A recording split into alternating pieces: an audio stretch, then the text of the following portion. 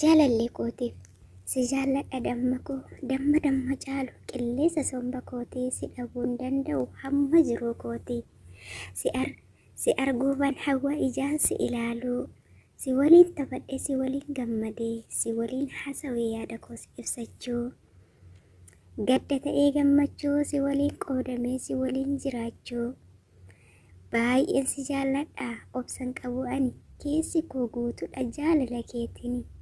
Ati anaaf qilleensa, ati anaaf aduudha, ati anaaf midhaani, ati anaaf bishaani. Bu'uura jireenya koo taata waa hundaani. Koodee koo jaalallee kan si jaalladhu onnee koo irraayi.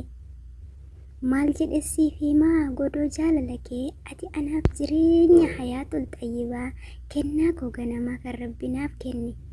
Maal jedhe si waama maqaa siif moggaase badhaasa koo jedhu rabbiin na badhaase. Yaa goota jaalalaa kan hin qabne shakkii kan hin beekne soba kan hin beekne sharrii jaalallee koo qaalii baruu waa hunda kee tolchee na badhaase rahmaanii. I love you so much.